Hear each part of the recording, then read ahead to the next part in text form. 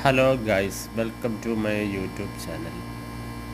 ഞാൻ നിങ്ങളെ പരിചയപ്പെടുത്താൻ പോകുന്നത് വെക്ടർ 1550യുടെ യൂണിറ്റാണ്. ഈ കാണുന്നതാണ് എൻ്റെ ഡിസ്പ്ലേ ബോർഡ്. ഇവിടെ നമുക്ക് ഓൺ ഓഫ് അതുപോലെ തന്നെ ടെമ്പറേച്ചർ സെറ്റിങ് മറ്റ് ഫങ്ഷനൊക്കെ ചെയ്യാൻ പറ്റും. ഇത് കൺട്രോൾ ബോക്സാണ്. കൺട്രോൾ ബോക്സിനകത്ത് contactor, heater contactor, fuse, relay, micro ഇതെല്ലാം ഇതിനകത്ത് വരുന്നതാണ്. ഇതതിൻ്റെ ഡയഗ്രാം സൈഡാണ്. ഡയഗ്രാമും കാര്യങ്ങളൊക്കെ ഇവിടെ കാണും. അടുത്തതായിട്ട് പറയാൻ പോകുന്നത് ഇത് മഫ്ലറും പിന്നെ എയർ ഫിൽറ്ററും എക്സ്പാൻഷൻ ബൗളും ഈ ഭാഗത്ത് വരുന്നു.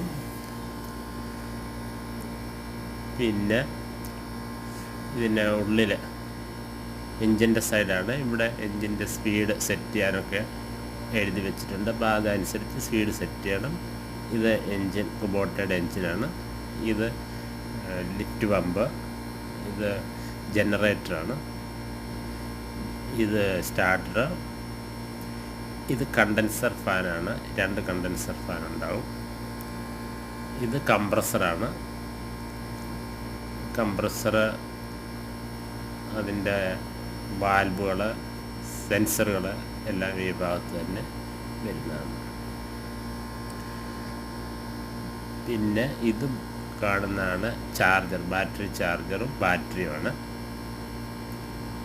അത് കൂടാതെ ഇതിൻ്റെ മുകളിലാണ് നമ്മൾ ഗേജിൻ്റെ ഡിസ്ചാർജ് ലൈൻ ഇട്ടേക്കുന്നത്. കിങ് വാൽവേലാണ്. അത് ലിക്വിഡ് റിസീവറാണ്. അതിൻ്റെ കിങ് വാൽവേലാണ് നമ്മൾ ഗേജിൻ്റെ ലൈൻ ഇട്ടിരിക്കുന്നത്. അതിന് താഴെയായിട്ട് മോഡുലേഷൻ ബൾബുണ്ട്. ഇതിൻ്റെ മേളിൽ കാണുന്ന എയർ സ്വിച്ചാണ് ഡീഫ്രോസ്റ്റിൻ്റെ. ഇത് ഫിൽറ്റർ ഡ്രയറാണ്.